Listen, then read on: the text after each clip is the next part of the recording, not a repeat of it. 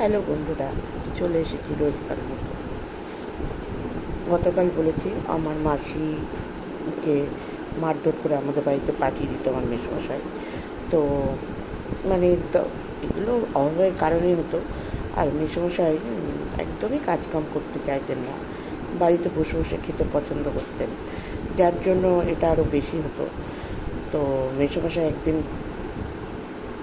মানে মাসির এক ছেলে, বড় ছেলে, অরুণ নাম, ও মামা বাড়িতে মানে দিদিমার কাছে মানুষ হতো, দিদিমার কাছেই থাকতো। তো আর ওই মাসি খুব সুন্দরী ছিল, যে মাসির কথা, মেসোমশাইও সুন্দর, মাসিও সুন্দর, মাসির সব ছেলে মেয়েগুলো খুব সুন্দর। তো যাই হোক, তো মামা বাড়ি থাকতো যেহেতু, আমার ওই মাসির ছেলে, ওর নাম অরুণ, ও আমার ছোটদার থেকে একটু ছোট, আমার থেকে বড়, আমার সম্পর্কে দাদা হয়। তো আমরা ছোটোবেলার থেকে নাম ধরে অরুণ অরুণ বলেই অভ্যস্ত। তো ওটাই আর কি। তো ও খুব তখন আমাদের বাড়িতে আসতো দিদিমার সাথে, মানে দিদিমার যেহেতু দিদিমার কাছে থাকতো, দিদিমা আসলেই ও আমাদের বাড়িতে চলে আসতো।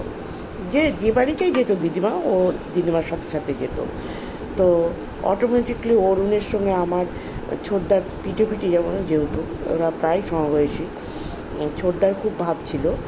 ভাব মানে কি, ছোটদার যত মানে কী বলবো, খেলনাপাতি সব জোগাড় করে দিত, মানে 5 মাস কাটতো ছোটদার। তো একদিন ওই আমাকে একবার ছাদ থেকে ফেলে দিয়েছিল।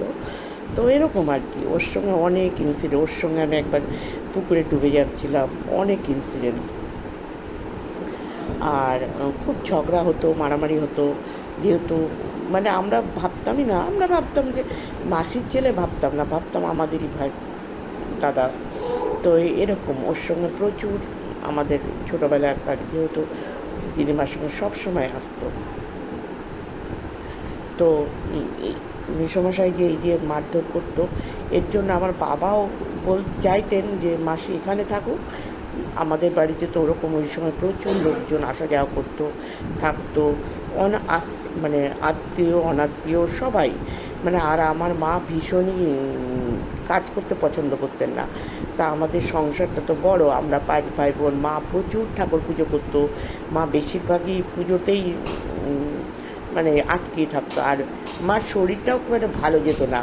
মা তখন তো মেয়েদের প্রতি অত ডাক্তার দেখানো, অত কিছু ছিল না, করতো না, আমার বাবা করতো না, মানে আর কেউ করতো কিনা জানি না, মানে খুব যে ডাক্তার দেখাতো, মানে একবার ডাক্তার দেখালো, সাময়িক কমলো, ব্যাস, ওটা নিয়ে আর চিন্তা ভাবনা নাই। যেমন আমরা ছোটোবেলায় শুনেছিলাম আমার মায়ের ব্লাড সুগার, তো ব্লাড সুগার যে কমে না, এটা কোনো দিন চিরদিন ওষুধ খেয়ে যেতে হয়, এটা কিন্তু আমার মা কন্টিনিউ করেনি। বাবাকে ডাক্তার বলেছিল কিনা জানি না, নিঃসন্দেহে বলেছিল, ব্যাস একবার পরীক্ষা করলো, দেখলো সুগার নেই, ব্যাস আর কোনো দিন ওষুধ খেত না, এবার চললো। তো এই সুগারের জন্য মার প্রতিনিয়তই উপোস করার পরেই সুগারটা বেড়ে যেত, প্রতিনিয়তই শুয়ে থাকতো, মানে এটা আমরা নিত্য দেখে এসেছি। মানে আমাদের রান্নার লোক, সে রান্না করছে, খেতে দিচ্ছে, মার শরীর খারাপ, শুয়ে আছে। আর মার খুব গ্যাস হতো, কিসের জন্য হতো জানি না, তো এটা হতেই থাকতো। তো আমরা মাকে কাজ করতে দেখিনি, সেভাবে কিছুই করতে দেখিনি, যার জন্য এমনি বাড়িতে কাজ দেখেছি, সবাই করেছে। দিদিমা আসতো আমাদের বাড়ি, প্রচুর হেল্প, দিদিমায় খেতে দেওয়ার ব্যাপারটা দিদিমা ভীষণভাবে করতো। দিদিমা এলেই সংসারের হালটা দিদিমার হাতে চলে যেত পুরোটাই, মানে সংসারটার সব কিছু ধরতেন দিদিমা, কী রান্না হবে, কী হবে, কী খেতে দেবে, সবটাই দিদিমা করতেন। বাবাকে খেতে দেওয়া, আমাদের খেতে দেওয়া, অনেক অনেক কাজ করতো দিদিমা। দিদিমা যে কতটা আমাদের দিদিমা ছিল আর কতটা মা ছিল, সেটা আমি বোঝাতে পারবো না। আর আমার মায়ের প্রধান ভরসা ছিল আমার এই দিদিমা। আজকের মতো এইটুকু।